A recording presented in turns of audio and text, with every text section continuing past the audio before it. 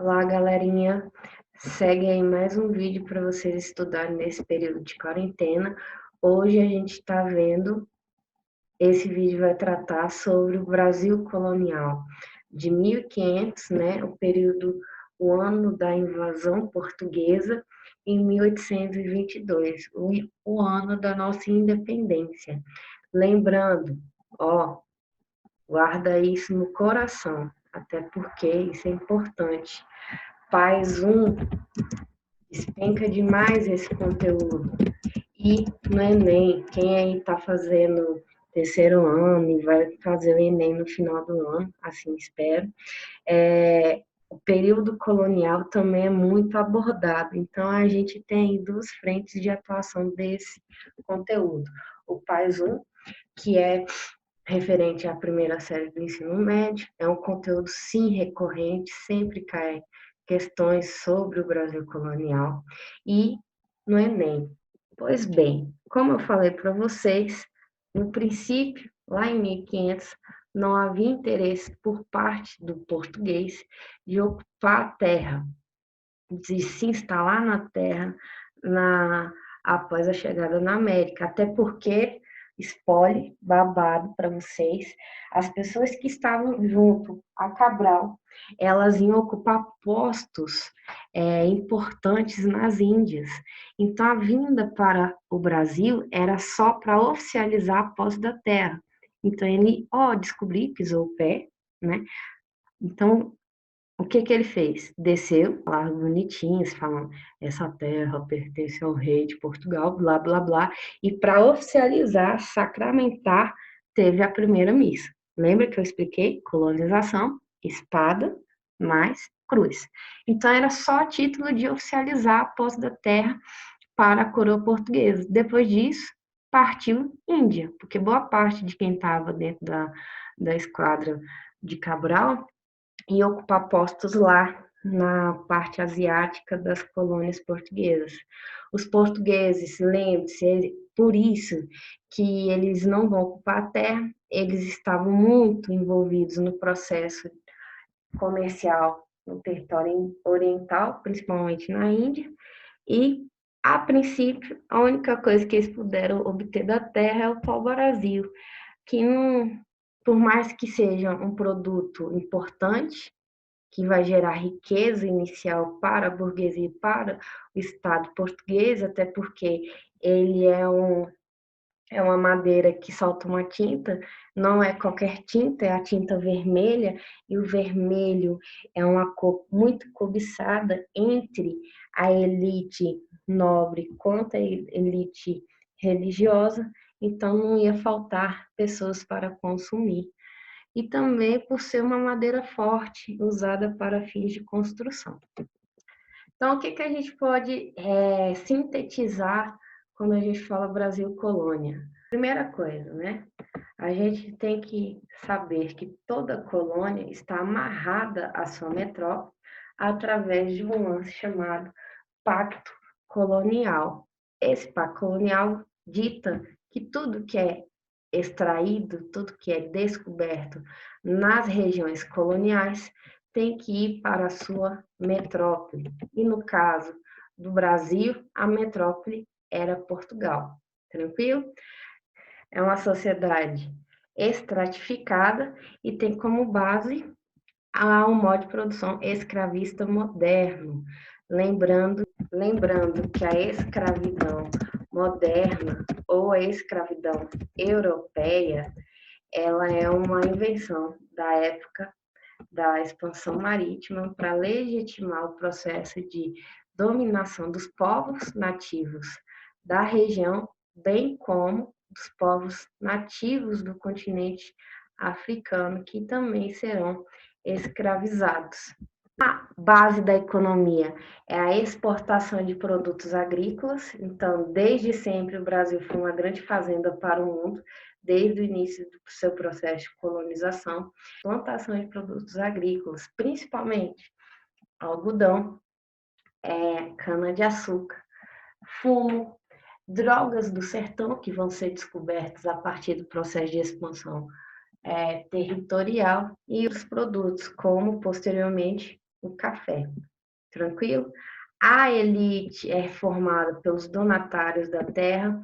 Quem são os donatários da terra? São aqueles que o rei denominou para ocupar o território colonial. Lembre-se, quando o rei absolutista fala, você vai para a colônia, você tem que ir, porque a decisão do rei é absoluta, você tem que ir. Mas depois eu falo uns babados sobre isso. Os traficantes de escravizados nativos e africanos, porque o tráfico negreiro era uma atividade econômica lucrativa. Então é por isso que eles vão compor a elite colonial, seguida dos comerciantes.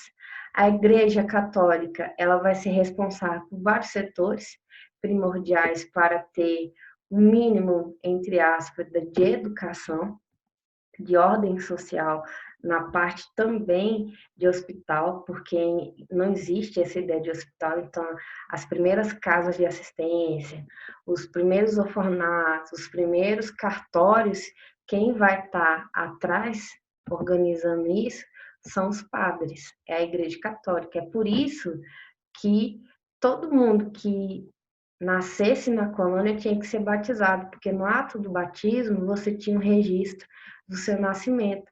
E também todo mundo que morria ia para a igreja para velar o corpo, para ter o ato de registro do seu falecimento. Isso quem faz hoje, né, é o cartório, né? Você tem lá a certidão de nascimento e a certidão de óbito. Mas quem vai fazer isso nesse princípio de ocupação e colonização da terra são os padres e as freiras. Eles também vão catequizar os nativos. Lembre-se, os nativos têm uma composição cultural, religiosa diferente dos europeus. Eles não acreditam em JC, eles não conhecem JC. Então, é obrigação de um padre, um cara sábio que conhece JC, levar a palavra dele para esse povo que não conheceu. Atenção a esse período aqui que eu vou destacar de vermelho, ainda vou colocar uma estrelinha. Você aí em casa senta, estude essa fase. Vou até colocar mais estrelinhas. Ó, Era Pombal. Era Pombal significa o início da influência do iluminismo no território colonial brasileiro. A título de ajudar o Brasil a crescer? Não, ajudar a coroa portuguesa a se modernizar frente ao processo da expansão dos ideais iluministas. Então, vai ter alteração, isso significa que vai ter alterações no âmbito do Estado português, lá na Europa, assim como no âmbito das suas colônias. E aí vem em destaque, no caso do Brasil, o período que a gente chama o período de Era Pombalina ou Era de Pombal, de 1699 até 1782. Ele vai primeiro expulsar os jesuítas. Por que ele expulsa os jesuítas? A pensar isso juntos.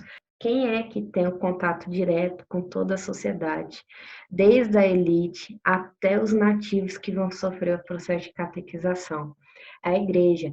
Quem é que vai dar educação para todo mundo? Claro que diferenciada, a elite vai ter aula de latim, os ameríndios só aula da Bíblia, né? Vocês são primitivos porque não conhecem a palavra de JC, mas não sei de nada. É eles que vão ter esse primeiro contato de educação. Quem é que vai cuidar quando a população, porventura, adoecer? A Igreja Católica. Então, de acordo com o Pombal, a Igreja Católica tinha muito poder, mais poder do que o próprio Estado português na colônia. Então, eles meio que representavam uma esfera de poder para além do Estado. E isso era problemático, porque a força dele era maior do que a força do Estado. Por exemplo, os jesuítas catequizaram os nativos, correto?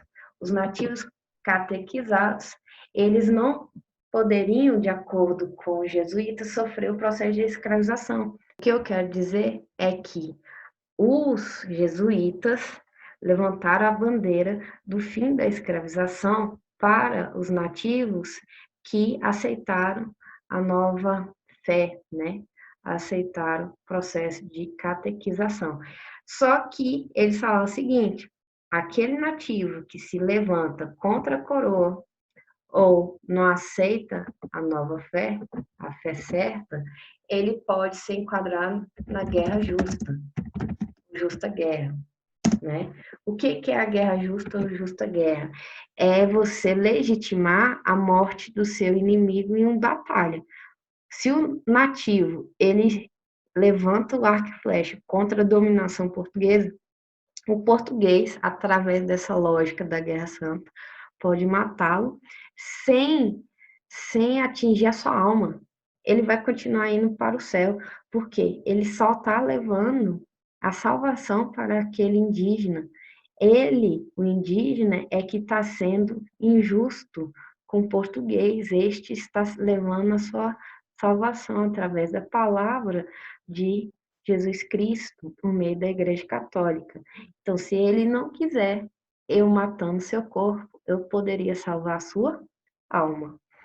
Ou, em caso, eu posso escravizá-lo, se ele não morrer em batalha, e assim eu posso controlar o seu corpo, ao mesmo tempo domesticar sua alma. Olha que lindo. Guerra justa é um conceito medieval usado no processo das cruzadas, onde os cristãos medievais enfrentaram os árabes muçulmanos no processo de dominação do território de Jerusalém.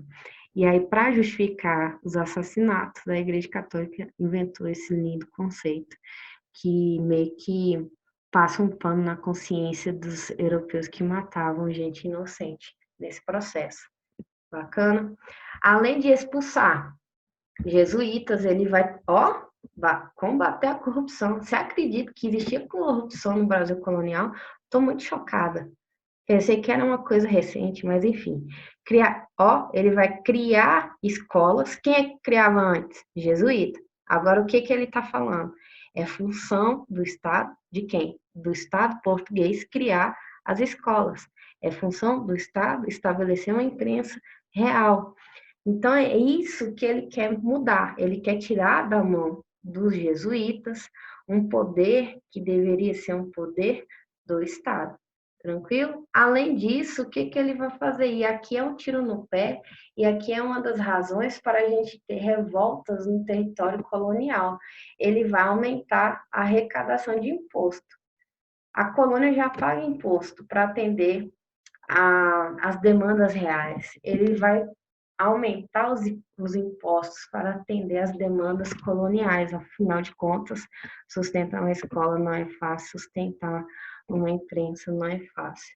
E aí ele vai buscar isso no bolso dos colonos. E eles não vão gostar muito. Isso vai ser uma das razões do estopim de revoltas no território colonial brasileiro. Então, a primeira forma de organização administrativa no Brasil colonial foi a capitania hereditária. O Brasil foi dividido em 15 capitanias hereditárias e cada donatário, capitão donatário, responsável pela proteção dessas capitanias, se tornava, entre aspas, o rei da capitania. Ele que ditava as regras da região e ele tinha o direito à posse, usufruto da terra. Ele poderia usufruir a terra de forma hereditária, por isso que capitania hereditária ia passar para o seu filho, ia passar para o seu neto, e etc. Vai. Então, a capitania hereditária, ela tem dois documentos. A gente tem a Carta de Doação, onde o rei de Portugal dita os direitos sobre a terra. A terra é de posse do donatário da terra? Não, é da coroa, presta atenção. Quem é o dono da terra é a coroa portuguesa, mas a coroa portuguesa, através de uma carta de doação, doação é uma ação de doar. A pessoa não é dono da terra. Alguém está doando uma terra. Quem é esse alguém? É o Estado português. Então, a carta de doação nada mais é do que o Estado português falando para os donatários que ele está doando para eles a possibilidade de usufruir a terra, mas a terra é de posse da coroa. Por isso, a terra sendo posse real, o donatário pode vendê-la? Não.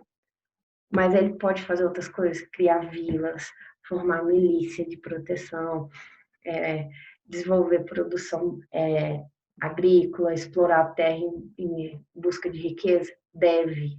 Essa é uma dos seus deveres, explorar a terra para fins de obter riqueza. Isso seria a Carta do Foral, onde a gente tem 15 capitanias, só que das 15, quais que deram certo? Você não tem que saber todas, você tem que saber quais que deram certo. Das 15 capitanias, 2 vai dar certo. Uma é Pernambuco. O que Pernambuco vai produzir que vai possibilitar que o processo da capitania hereditária dê certo lá? Ele vai produzir cana e açúcar. E isso vai favorecer o desenvolvimento econômico da região. E a segunda capitania é a capitania de São Vicente, que é onde fica a atual região de São Paulo. O que eles vão desenvolver? O tráfico de escravos, principalmente de nativos escravizados. Isso vai ser importante, porque vai trazer a possibilidade de enriquecimento para a região. Tá? E porque essas duas regiões foram as únicas que conseguiram ter êxito. As demais não tiveram êxito, por várias razões. Primeiro, é um território muito extenso e havia muita obrigação na mão do donatário da terra, que sozinho ele não conseguia administrar. Lembre-se, a carta de doação fala assim, o rei está falando, a terra é minha, mas todo o investimento na terra, todo o risco material e humano é teu. Então, ficava muita obrigação na mão de uma pessoa só. Isso dificultava boa parte dos donatários que não tinham recursos financeiros suficientes. Eles só tinham recurso dele. A coroa não ajudava em nada. Ele só falava assim, se vira, e espera que dê certo. E lembre-se, os nossos nativos, olha só isso aqui, importantíssimo. Os nativos da terra, eles lutavam contra o processo de dominação da terra e o processo de escravização, sim. Muitos deles mataram o donatário de terra. Então, muitas capitanias ficaram sem o seu rei de terra. Muitas capitanias ficaram sem o seu donatário. E aí, o que vai acontecer? A coroa tem que mudar. Não está dando certo, só dos deram certo, está dando muito prejuízo. Então, o que eles vão fazer? A capitania hereditária é uma forma de organização descentralizada. Cada capitania é responsável pela sua proteção, pelo seu desenvolvimento. E isso não acontece de forma igual. A gente vê que só 2 deram certo, que foi São Vicente e Pernambuco. E aí, o que vai acontecer? A coroa muda de estratégia. A administração para a capitania está dando errado. Então, a gente vai formar o governo geral. Qual é a ideia do governo geral? Qual é a maior diferença entre a capitania hereditária para a ideia de governo geral? Primeira coisa, o governo geral ele vai centralizar o poder.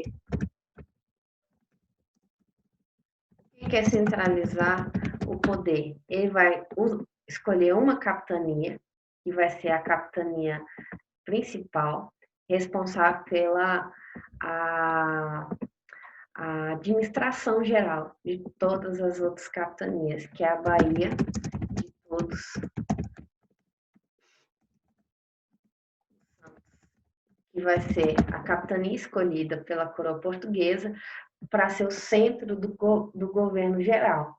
E o que o governo geral vai ser? Ele vai atuar como se fosse um poder executivo.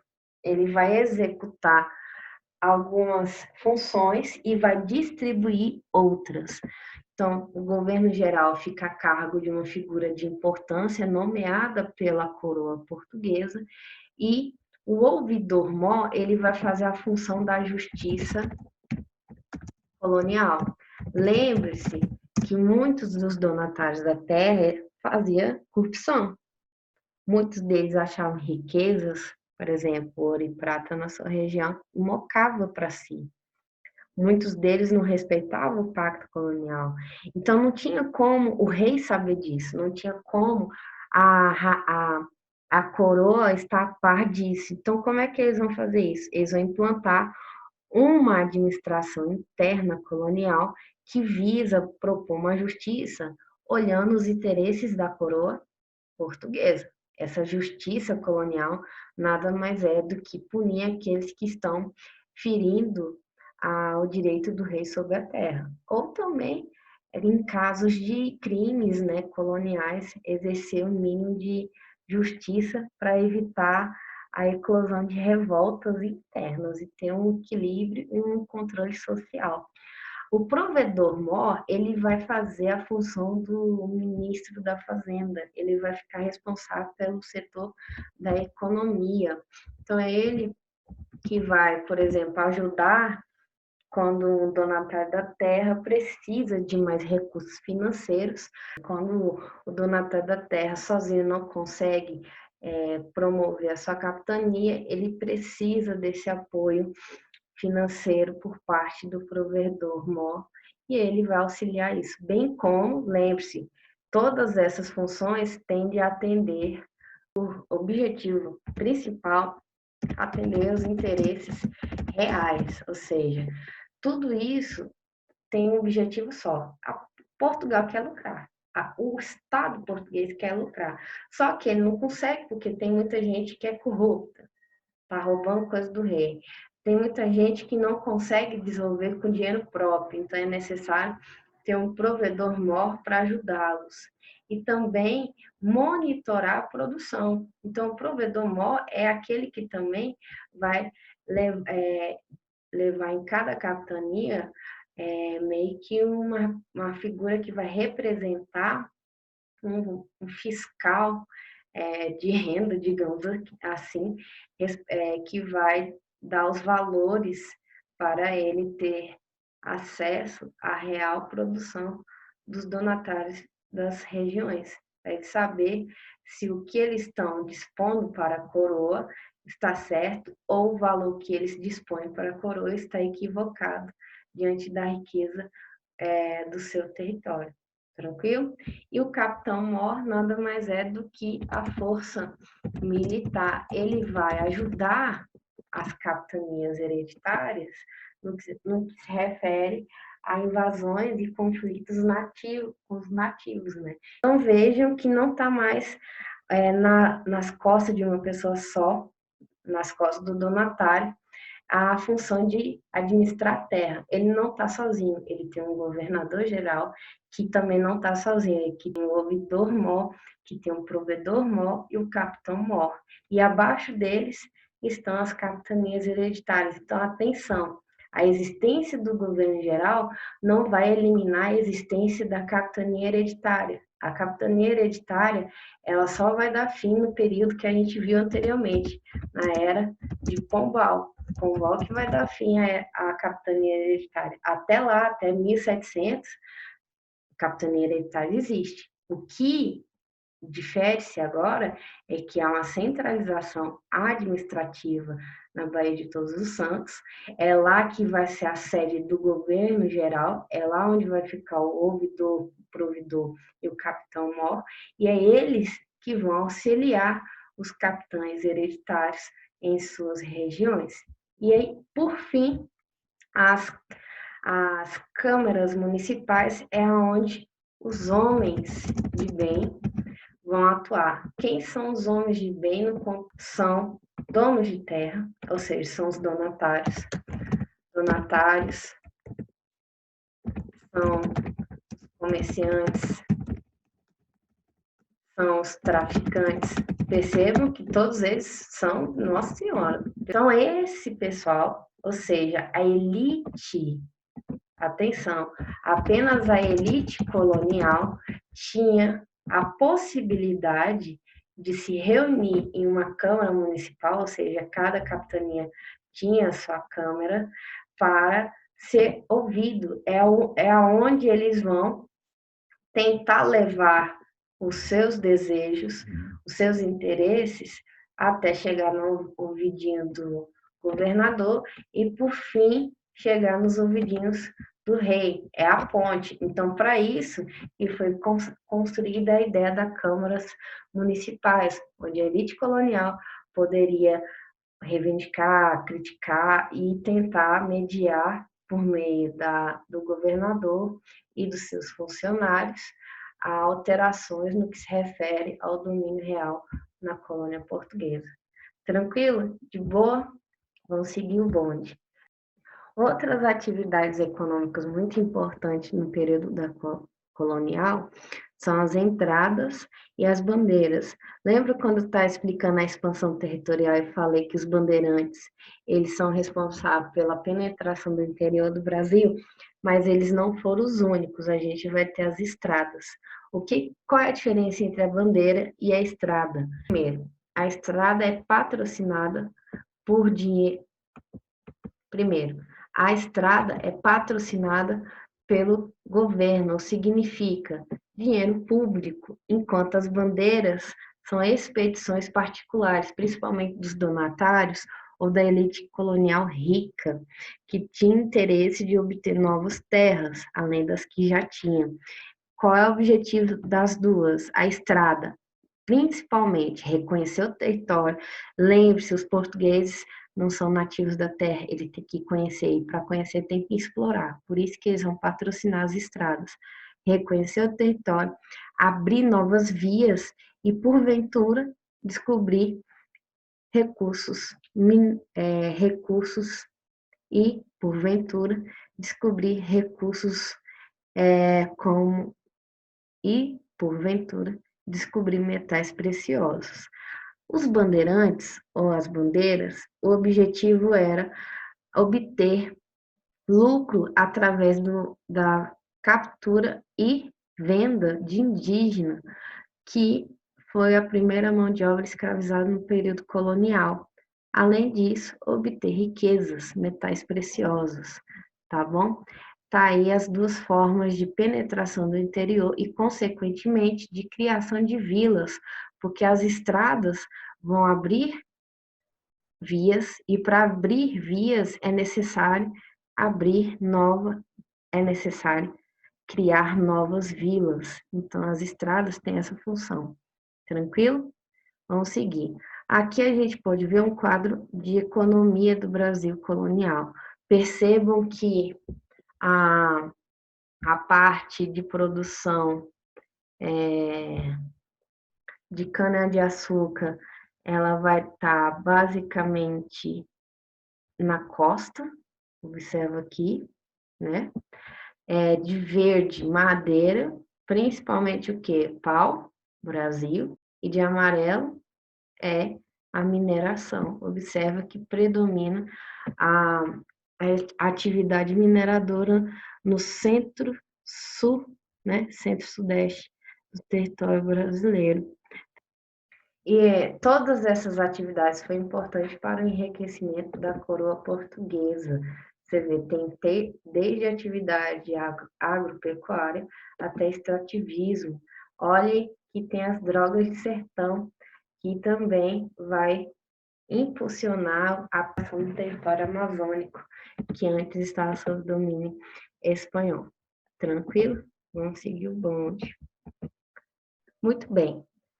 Durante o contexto colonial, a gente vai ter várias revoltas. A gente pode destacar dois tipos de revoltas: revoltas nativistas e revoltas separativistas. Qual é a diferença entre as duas? A primeira, ela não queria o fim do pacto colonial, ou seja, é uma insatisfação interna, eles estão insatisfeitos, principalmente com o aumento de impostos. Isso vai acontecer muito durante a era pobalina. E aí eu destaquei duas revoltas, a revolta dos irmãos Beckman, lá no Maranhão, e a sedição de Vila Rica. O que vai acontecer? Quando se acha ouro na região sudeste, a gente vai ter a mudança do eixo, que antes era no Nordeste, lembre-se, a capital era Salvador, na capitania da Baía de Todos os Santos, e aí, quando se acha ouro na região Sudeste, muda o eixo econômico, e depois vai mudar a capital, vai deixar de ser Salvador para se tornar São Sebastião do Rio de Janeiro. O que acontece?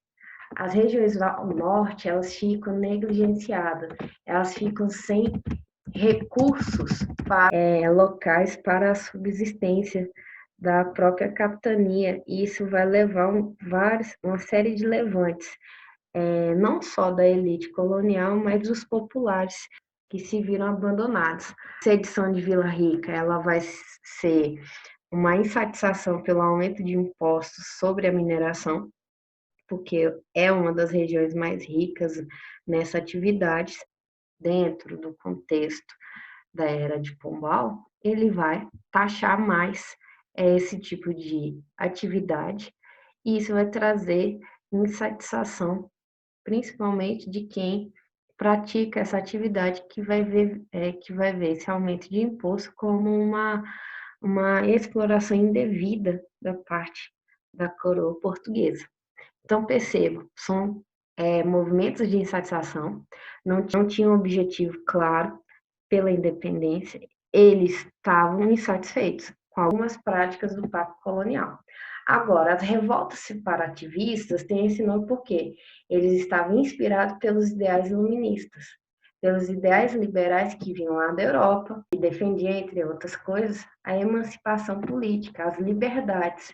Então, uma colônia não é livre, ela está sob o jugo de alguém. Então, a gente vai ter aqui o desejo da ruptura do pacto colonial. E esses ideais iluministas, ele vai vir por meio da elite colonial. Quem é que tem acesso à educação, ponto, sai do país e vai estudar lá na Europa e traz esses ideais? É a elite colonial. É aquela galera que vai percebendo que, com o passar do tempo, a portuguesa está aumentando muito os impostos, e isso está impedindo o processo de liberdade econômica e enriquecimento dessa elite. E essas revoltas vão ter caráter regionais. Elas não vão vir em prol da independência do Brasil colonial. Não, vai vir em prol da independência das regiões onde essa elite está reivindicando a ruptura do pacto colonial. Região de Minas Gerais, porque Minas era rica em metais preciosos. E Bahia, que vai ser negligenciada depois que acham ouro no Sudeste. Então, aí, duas revoltas separativistas de destaque que têm base em ideais liberais, porém a atuação e os protagonistas são diferentes. Olha esse quadro. A gente vai ter a Conjuração Mineira, em Confidência Mineira, e a Baiana. Todas vão ter como base os ideais do iluminismo. Galerinha, asterisco nesse conteúdo. Esse conteúdo caiu recentemente em processo seletivo.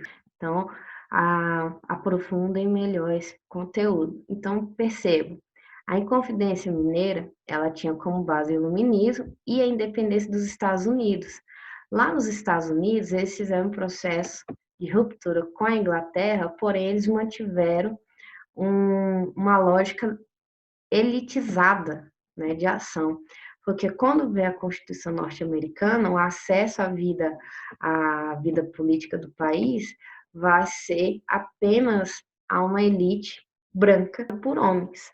Ou seja, vai restringir o acesso à política, às decisões do Estado. E aí o que acontece? A Inconfidência Mineira não tinha interesse de acabar com a escravidão, até porque eles dependiam da mineração.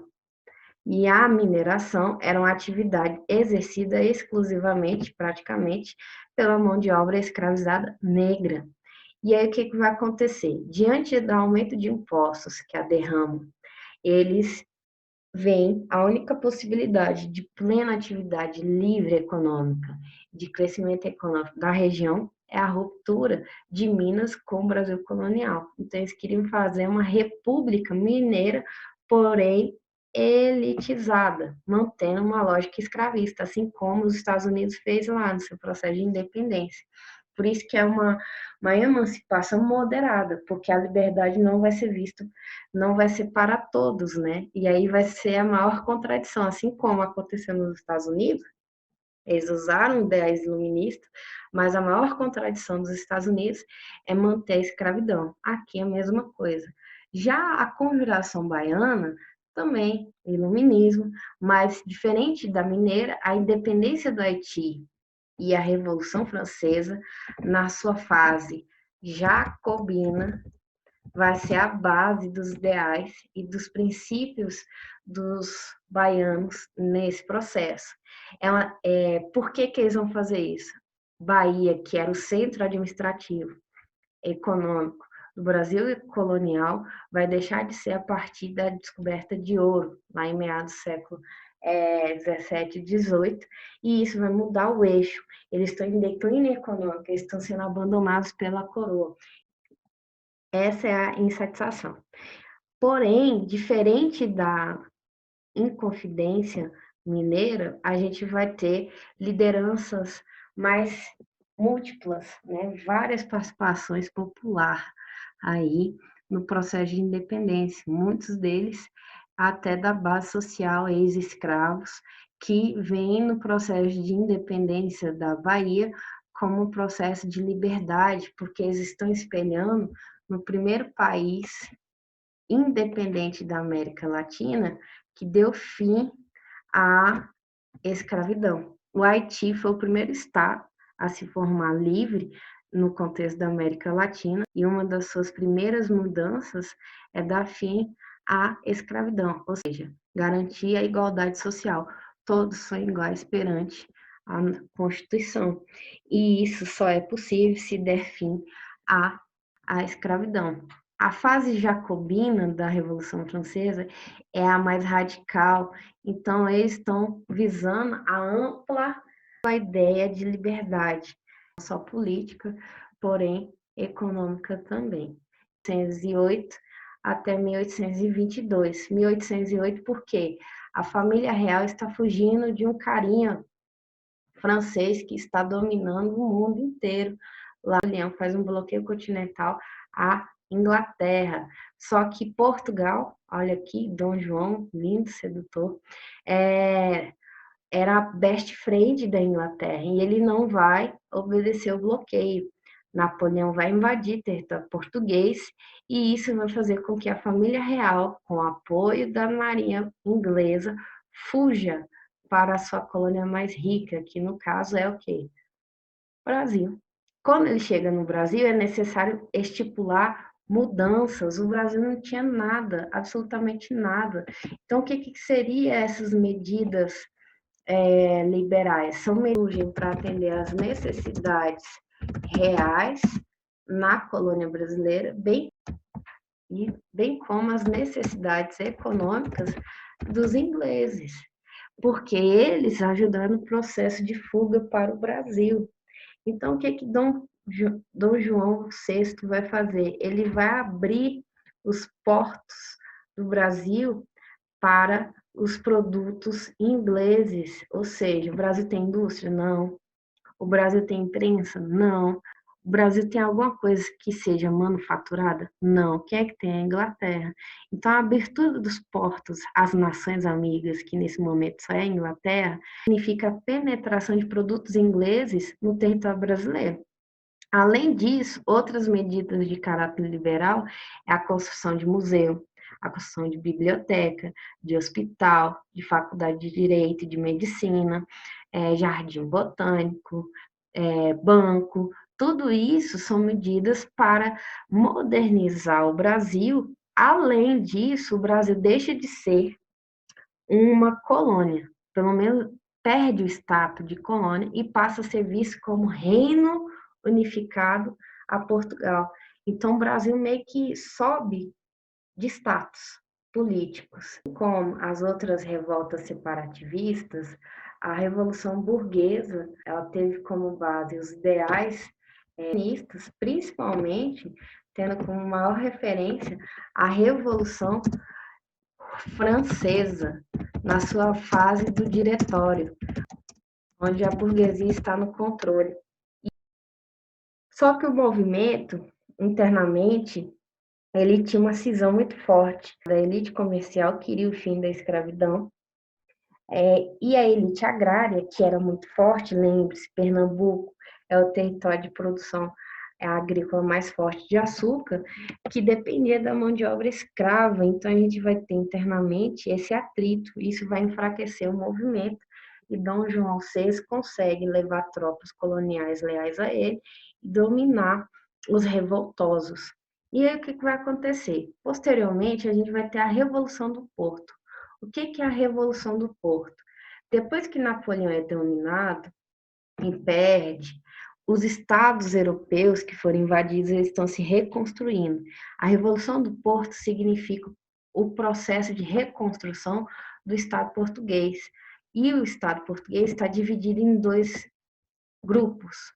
Um grupo que quer república e um grupo que quer uma monarquia não mais absolutista, mas sim constitucional, onde o monarca vai dividir a função de governar com o parlamento.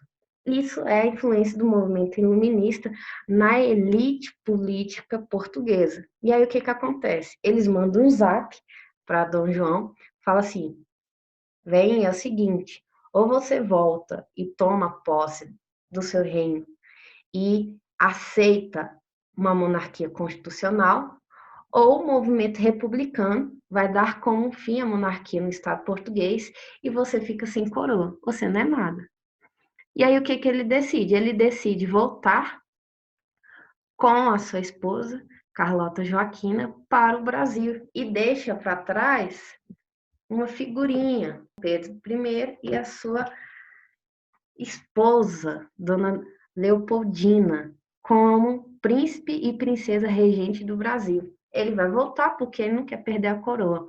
E ele vai, querendo ou não, pela imposição da elite política portuguesa, ele vai ter que aceitar a Revolução do Porto. Ele volta, e aí o que acontece? Dom Pedro I assume a função de ser o porta-voz das decisões de seu pai no Brasil.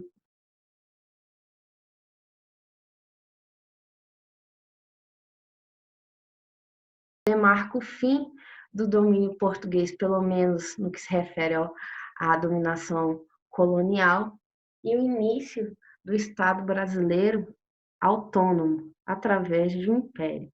Sobre o processo de independência, eu faço um vídeo à parte. Tranquilaço? Espero que tenha sido proveitoso.